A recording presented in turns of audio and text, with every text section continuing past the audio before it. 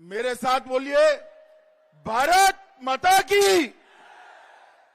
क्यों भाई, हरदोई वालों की आवाज को क्या हो गया है? मदारी पासी की भूमि के हरदोई की आवाज ऐसी होगी क्या? मेरे साथ दोनों हाथ उठाइए, अरे अंत तक उठाइए दोनों हाथ, विजय के संकल्प की मुट्ठी भींचिए और प्रचंड आवाज से बोलिए, भारत माता की, भारत माता की, भारत माता की। मंच पर उपस्थित उत्तर प्रदेश के उप मुख्यमंत्री श्री दिनेश शर्मा जी, हमारे नेता यहां पर उपस्थित भाई जतिन प्रसाद जी, यहां उपस्थित नीरज शेखर जी, अशोक वाजपेयी जी, जिनके आग्रह से मैं आज यहां पर आया हूं, ऐसे भारतीय जनता पार्टी के नेता नरेश अग्रवाल जी, जयप्रकाश रावत जी, अशोक रावत जी, माधवेंद्र प्रताप सिंह जी, रजनी तिवारी जी, नितिन अग्रवाल जी, श्याम प्रकाश जी, प्रभास कुमार जी, आशु जी, रामपाल वर्मा जी, राजकुमार अग्रवाल जी, अंजू बाला जी, और आज ये हरदोई की विशाल जनसभा में आए हुए प्यारे भाइयों, बहनों, माताओं और मेरे जिगर के टुकड़े जैसे युवा मित्रों, आज मैं हरदोई की भूमि पर आया हूं। ये भूमि 10 अवतार में से 2-2 अवतारों की भूमि है, इसीलिए इसको हरदोई कहते हैं। भगवान नरसिंह और भगवान वामन के साथ जुड़ी हुई धरती को मैं बार बार प्रणाम करता हूं मित्रों। ये भूमि स्वतंत्र सेनानी मदारी पासी और देवू पासी की भूमि है, पद्मश्री बचनेश त्रिपाठी की भूमि है, और ये भूमि गंगा और गोमती के बीच के पवित्र भूमि है मित्रों। ये भूमि को प्रणाम कर कर मैं मेरी बात की शुरुआत करना चाहता हूं। अभी मैं हरदोई में से निकल रहा था मेरे घर से एयरपोर्ट की तरह, मुझे कुछ जर्नलिस्ट पूछ रहे थे कि अमित भाई उत्तर प्रदेश के अंदर क्या होगा।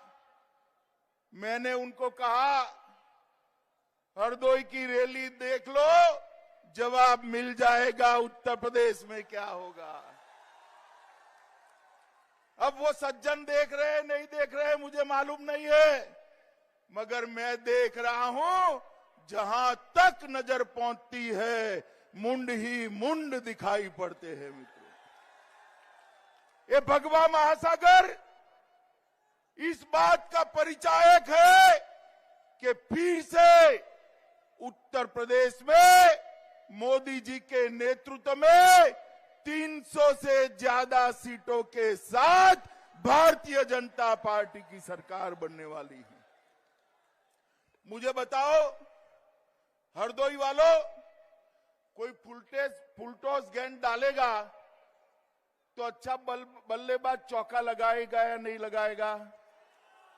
जोर से बोलो, लगाएगा या नहीं लगाएगा? पीछे वाले बोलो, लगाएगा या नहीं लगाएगा? मुझे बताओ भाई, 2014 में उत्तर प्रदेश में कौन जीता? 14 में कौन जीता बताओ? भाजपा जीती या नहीं जीती? 17 में कौन जीता? 19 में कौन जीता?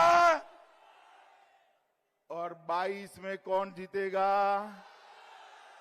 ये चौथी लगातार विजय सपा बसपा का सुपड़ा साफ करने वाली विजय होनी चाहिए, क्योंकि मैं आज सभी हरदोई वासियों को पूछना चाहता हूं, सपा बसपा के राज में कभी सभी समाजों का विकास होता था क्या?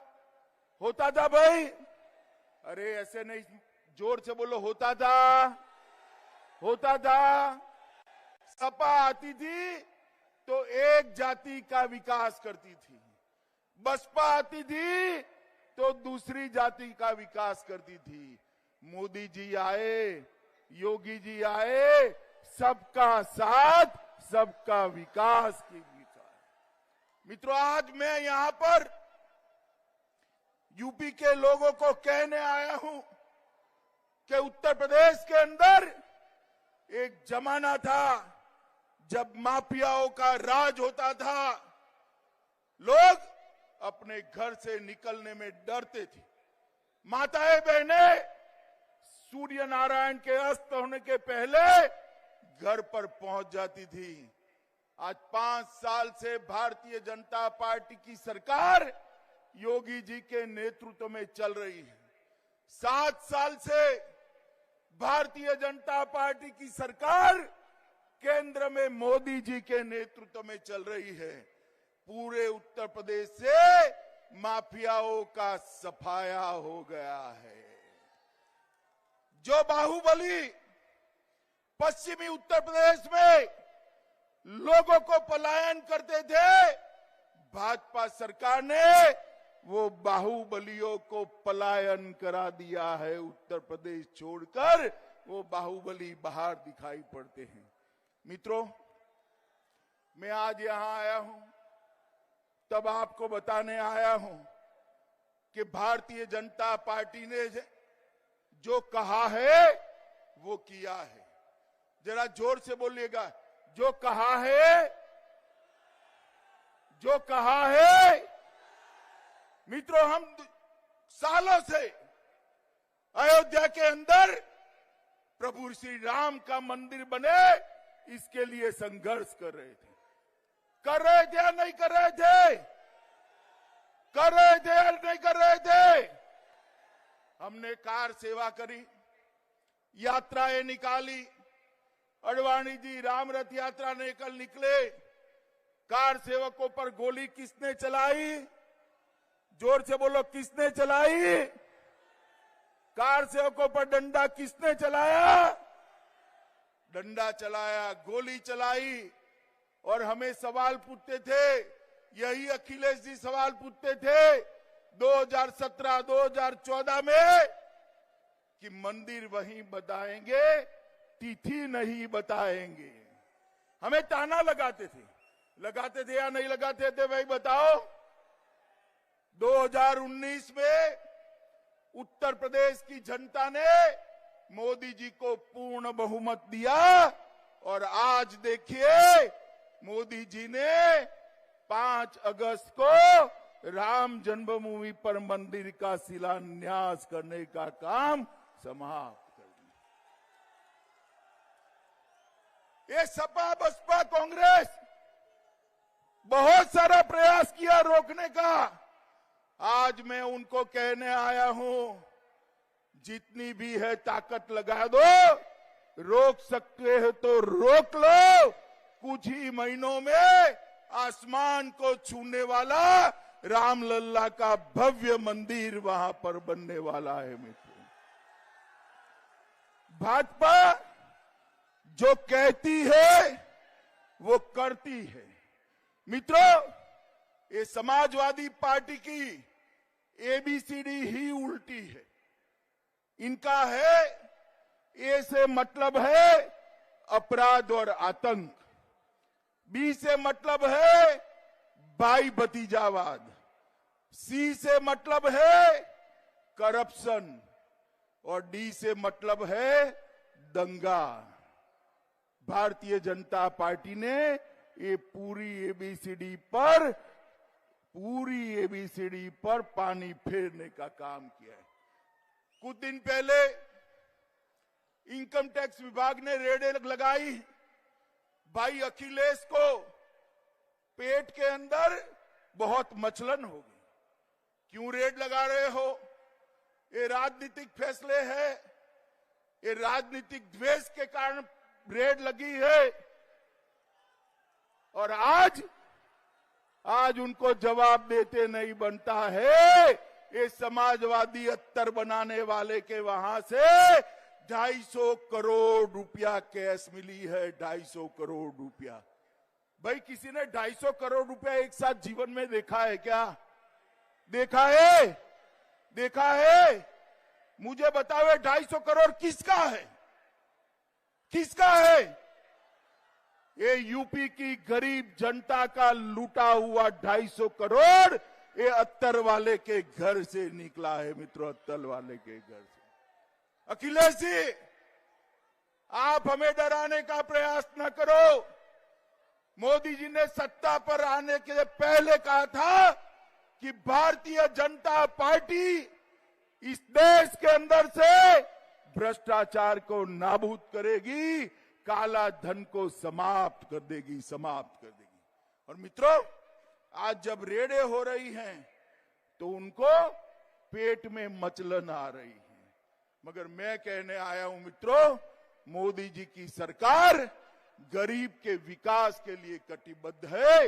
इसमें भ्रष्टाचारियों की कोई जगह नहीं। मित्रों, अभी अभी आपने देखा होगा कश्मीर की बात आती है तो उनको बड़ा बुखार आ जाता है। मित्रों, कितने सालों से 1950 से भारतीय जनसंघ और भारतीय जनता पार्टी एक विचार लेकर निकले थे कि कश्मीर हमारा है। हमारे प्रथम अध्यक्ष श्यामा प्रसाद मुखर्जी ने कश्मीर के लिए बलिदान दिया और हम नारा लगाते थे, जहां हुए बलिदान मुखर्जी वो कश्मीर। जरा जोर से बोलिए, जहां हुए बलिदान मुखर्जी। मित्रों, 370 हटाने का जब मामला आया, ये सपा, बसपा, कांग्रेस सारे लामबंद हो गए। 370 नहीं हटानी चाहिए। मैं आज भी पूछता हूं, क्यों नहीं हटानी चाहिए? आप बताओ हरदोई वालों, कश्मीर भारत का अभिन्न है या नहीं है? जोर से बोलो, है या नहीं है? कश्मीर से 370 हटनी चाहिए या नहीं हटनी चाहिए? ये लोग अरुण रुदन करते रहे और मोदी जी ने देखते देखते 5 अगस्त 2019 को धारा 370 को समाप्त कर दिया मित्रों। और आज भारत माता का मुकुटमणि हमारा कश्मीर हमारे हाथ में है और हमेशा के लिए भारत के साथ जुड़ गया है। मित्रों, ये हरदोई में मैं आया हूं। अभी जब चुनाव आता है, विशेषकर कांग्रेस, सपा, बसपा, सबको बाबा साहब आंबेडकर याद आ जाते हैं। मगर एक कांग्रेस पार्टी ने बाबा साहब का अपमान करने में कोई कसर नहीं छोड़ी। उनका सम्मान करने का काम अगर किसी ने किया है तो केवल और केवल भारतीय जनता पार्टी ने किया। 14 अप्रैल को राष्ट्रीय समरसता दिन भारतीय जनता पार्टी ने घोषित किया। 26 नवंबर को संविधान दिन भारतीय जनता पार्टी ने दी। मऊ में उनके शिक्षा स्थान पर स्मारक भाजपा ने बनाया। लंदन में स्मारक मोदी जी ने बनाया।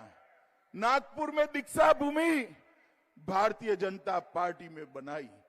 दिल्ली में महापरिनिर्वाण स्थल मोदी जी ने बनाया और मुंबई में चैत्य भूमि भी मोदी जी ने बनाई।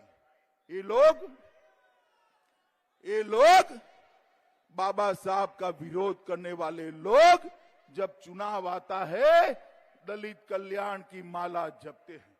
मित्रों, मैं आप सभी को कहने आया हूं, गरीबी हटाओ की बात करने वाली कांग्रेस पार्टी 70 साल तक 4 पीढ़ी से शासन करा, गरीबी नहीं हटी। आपने 2014 में मोदी जी को चुनकर भेजा, 2019 में मोदी जी को चुनकर भेजा। आज उत्तर प्रदेश के 42 लाख गरीबों को मकान देने का काम भारतीय जनता पार्टी की नरेंद्र मोदी सरकार ने किया है। 2,61,00,000 गरीब माताओं के घर में शौचालय बनाने का काम भारतीय जनता पार्टी की नरेंद्र मोदी सरकार ने किया है। 1,67,00,000 माताओं को आज यहां पर बैठी है गैस का कनेक्शन मुफ्त देने का काम नरेंद्र मोदी सरकार ने किया है। आयुष्मान भारत के तहत 16 करोड़ उत्तर प्रदेश वालों को 5 लाख तक का सारा स्वास्थ्य का खर्चा फ्री ऑफ कॉस्ट करने का काम भारतीय जनता पार्टी की नरेंद्र मोदी सरकार ने किया। कोरोना आया, 130 करोड़ गरीबों को, 130 करोड़ की आबादी को फ्री ऑफ कॉस्ट टीका लगाने का काम नरेंद्र मोदी सरकार ने किया है। कोरोना आया, उत्तर प्रदेश के 17 करोड़ लोगों को 2 साल तक 1 पैसा लिए बगैर राशन देने का काम भी नरेंद्र मोदी सरकार ने किया है। और मित्रों, श्रमिकों के घर में योगी जी ने 1,000 रुपया प्रति श्रमिक 230 करोड़ रुपया भेजा। मोदी जी ने हर विधवा, हर बूढ़े के अकाउंट में 1,000 रुपया भेजा। नई सिंचाई की 18 परियोजनाएं करी। मेडिकल कॉलेज 30 नए बना दिए हैं और सीटों को 1300 से बढ़ाकर 3800 करने का काम भारतीय जनता पार्टी की सरकार ने किया। हरदोई के अंदर भी मेडिकल कॉलेज बना है। हरदोई के अंदर 6,000 करोड़ इन्वेस्टमेंट आया है। एक गंगा एक्सप्रेस हरदोई से होकर गुजर रहा है। इंडस्ट्रियल कॉरिडोर भी हरदोई में बनने वाला है। सवाईजपुर विधानसभा के अंतर्गत अर्जुनपुर के पुल को भी हमने स्वीकृति दी है। और अवध की बात करें तो अयोध्या में राजर्षि दशरथ मेडिकल कॉलेज बनाया। प्रभु श्री राम के साथ जोड़कर अंतर्राष्ट्रीय हवाई अड्डा बनाया। पूर्वांचल एक्सप्रेसवे 341 किलोमीटर लंबा नया बनाने की शुरुआत की। गंगा एक्सप्रेसवे 594 किलोमीटर लंबा बनाने की शुरुआत की। उत्तर प्रदेश में लखनऊ में state institute of forensic science का शिलान्यास हुआ और अवध में 9 मेडिकल कॉलेज बनाए और डिफेंस कॉरिडोर आया जिससे मेरे यूपी के युवाओं को नौकरी मिलने वाली है। मित्रों, आप मुझे बताइए, 15 साल तक उत्तर प्रदेश ने सपा बसपा सपा ये बुआ बबुआ को राज करने का मौका दिया था या नहीं दिया था? दिया था या नहीं दिया था भाई? 15 साल तक उत्तर प्रदेश में सपा बसपा का शासन रहा या नहीं रहा? विकास हुआ क्या? विकास हुआ क्या? गुंडे भागे थे क्या? गरीबों को अनाज मिलता था क्या? घर में शौचालय पहुंचा था क्या? घर में बिजली पहुंची थी क्या? घर में गैस का सिलेंडर पहुंचा था क्या? हर एक को घर मिलने की योजना बनी थी क्या? ये लोग विकास नहीं कर सकते। ये इत्र वाले जैसे इत्र वाले के घर से 250 करोड़ रुपया मिला ना, ऐसा भ्रष्टाचार कर सकते हैं।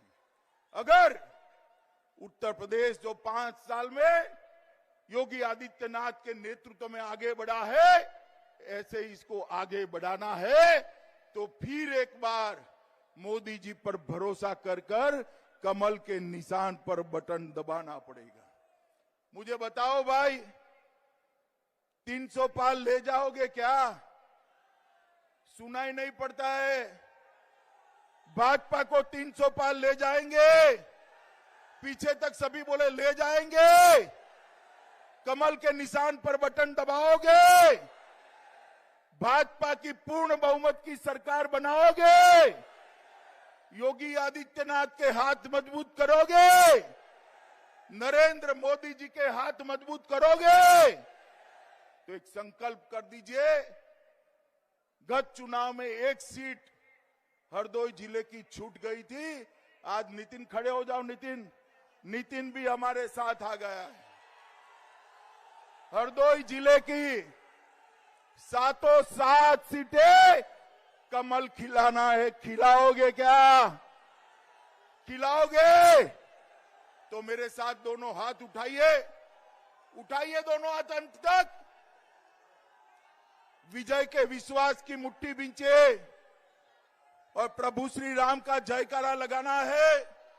मेरे साथ बोलिए, जय श्री राम, जय जय श्री राम, जय श्री राम।